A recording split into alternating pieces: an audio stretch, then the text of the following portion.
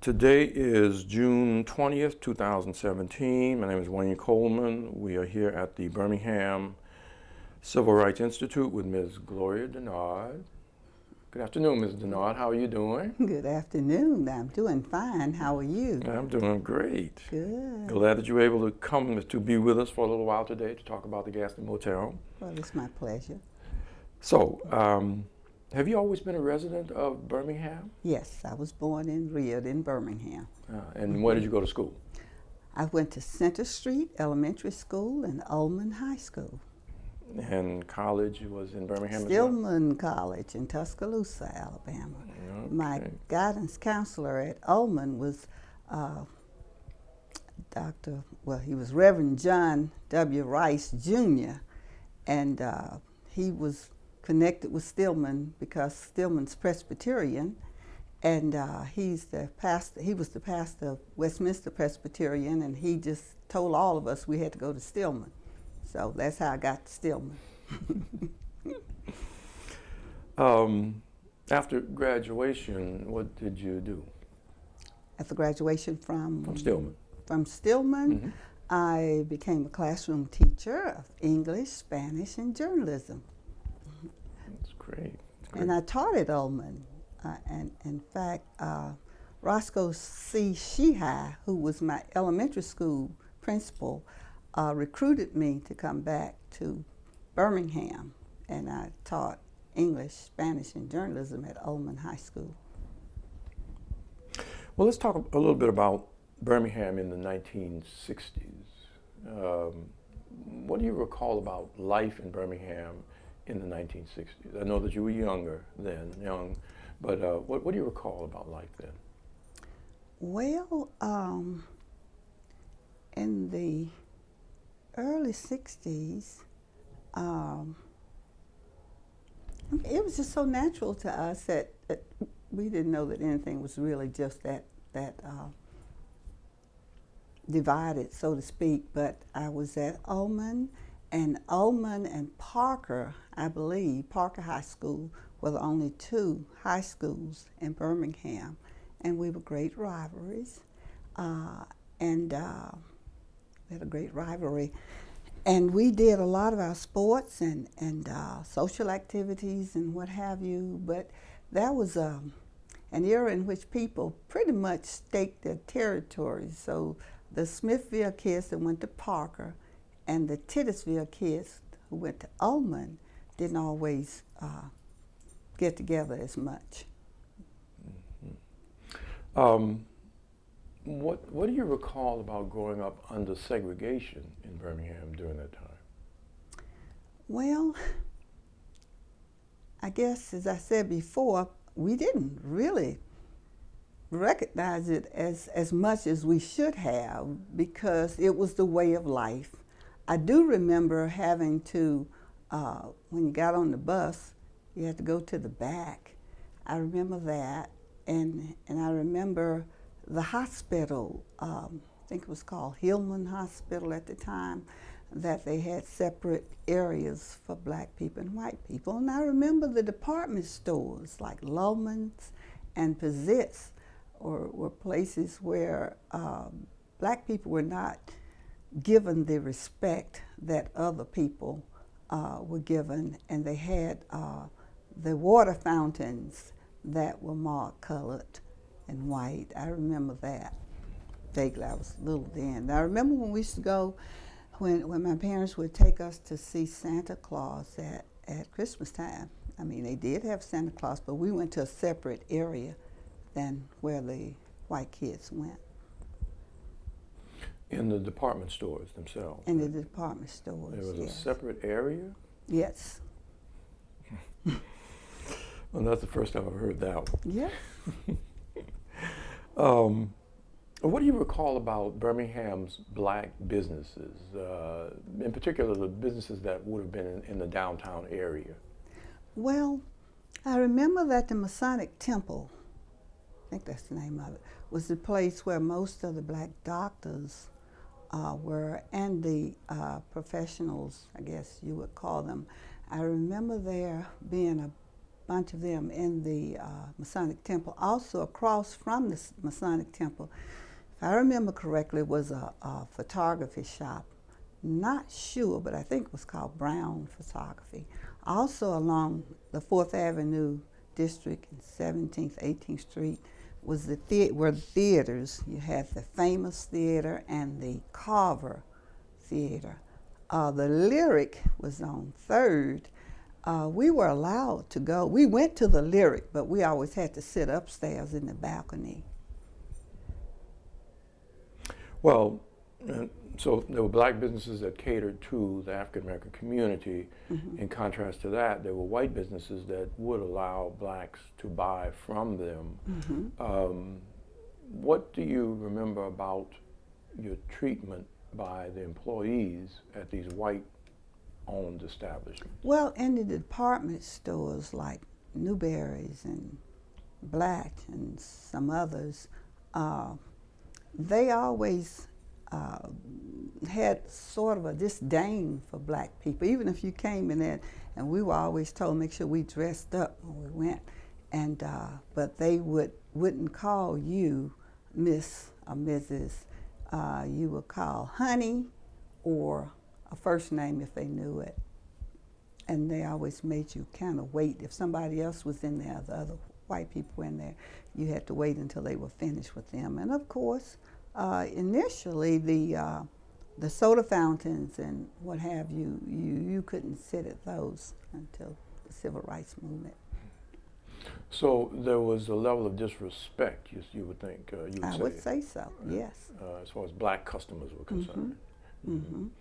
But still, African American customers went to these establishments, but also went to the businesses that were run or owned by African American. Of course. Mm-hmm. During that period, well, let's say during the period after the 60s, going into the 70s, did integration have an impact on those businesses that were African American businesses downtown? Well, I think so. I think more began to develop, and I think people began to take more pride in it and say, you know, thing was by black, you know, you support your black people. And that's what we did. We were so proud to have the businesses. We made sure we gave them our business. Mm-hmm. Well, the Gaston Motel opened in the mid-50s. So do you recall the earliest that you would have gone to the restaurant at the motel? I believe it was the late 60s, early 70s before I went to the A.G. Gaston Restaurant Hotel. When I was a new teacher, a young teacher, my girlfriend Ingrid Kendrick and I were community oriented. We wanted to do community service, so we formed this club called Club Feminique, and it was a club to help middle and high school girls learn the social graces and be more prepared for life. We not only taught them social graces, we called in different ones from the community who could be helpful to them. And we also helped them with their studies and encouraged them to reach for the stars as they grew. But even though you would have not gone to the restaurant until later in its life, what did you know about the reputation of it as a business, as an institution in the black community? Well, certainly we heard about the A.G. Gaston Motel and Restaurant, and it was a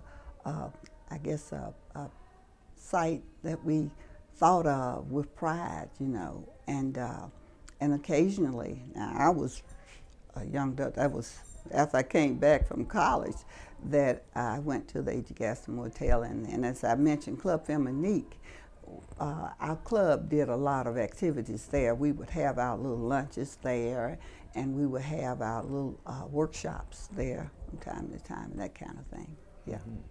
So they had space, aside from the visitor, the guest hotel rooms and the restaurant, they had meeting space as well at the Gaston? Yes, we pretty much, there was a little room and there were, that of course was the restaurant, and you can have your little meetings and, In the and restaurant? events in the restaurant as well. Yeah. Okay. All right. I've been inside. I've only been inside it once because it's deserted now, and I don't really know much about the layout of the part that the public, not the visitors, the guests would come to. So the restaurant itself was a bigger space than the lounge, as an example, right?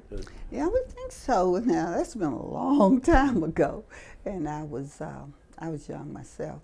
But yes, I would think it was larger. The restaurant was where we went mostly.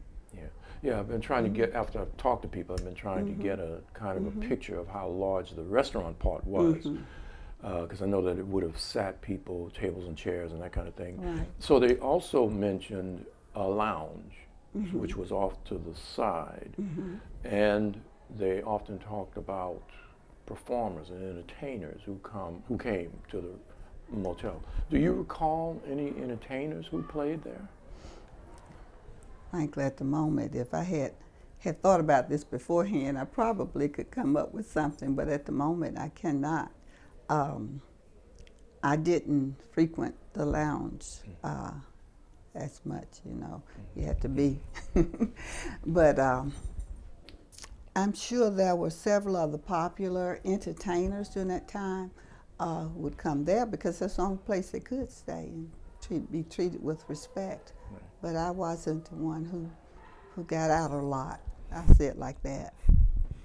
Well, how would you put the Gaston Motel into the social importance context? I mean, we know it was a successful business. For a number of years, it employed people. It had ongoing clientele. People came often to the business. But as a social, what was the social importance of the Gaston? It was the beacon for the social emphasis in Birmingham. I mean, this is where you say, well, we're going to go to the A.G. Gaston Motel. We're going to have our dance there. I told you, Clef and Monique would have our dance at the A.G. Gaston Hotel. There were very few other places. There was a YMCA, I think, down the street, and we used to have some activities there, but the A.G. Gaston Motel was, of course, a little more sophisticated, so that's where people wanted to go. Do you recall the time when the building was bombed? It was bombed in the mid-'60s. Do you recall hearing about that? Yes, I do recall hearing about it, but I was in college, finishing college in '67. So I wasn't in Birmingham when that bombing happened. I see. Yeah, I've tried to find out if the motel itself closed down for a period of time after the bombing was done. We all understand that the bombing was intended to do damage to the motel, but also to harm people who stayed there, like Dr. King and Reverend Abernathy. Right. So I just assumed that there was probably a period of time when they did close down, but then they reopened again. So I think I remember it was a service station on the corner next to the A.G. Gaston Motel, if I remember correctly. And then the building across the street was Booker T. Washington. It was a business school. Dr. Gaston had the building that the Wynn radio station was in, across the street from the motel. Well, it used to be Booker T. Washington Business College, it was called, yes. So we know that the Gaston Motel is not currently in use. It's been closed down for a number of years. And the point of this exercise with this training that's going to happen next week is that people are going to come together and brainstorm about the reuse of the motel. If you had to think back on a reason for reusing the motel, what would it be? Well, how would you like to see it be reused again? Actually, I would like to see it made into a museum of sorts, and that history would be emblazoned all around the walls, so people can see some of the the important moments of the A.G. Gaston Motel. I would also like to see it as a place where school kids could come and learn more about Birmingham's history and what their parents or grandparents, probably, or great-grandparents, had to deal with as they were growing up. But I'd like to see it as a beacon of understanding history for the community. That's good. One last question. Did you ever know anybody who worked there, who would have been employed by the No, I didn't. restaurant, the hotel? Okay. All right.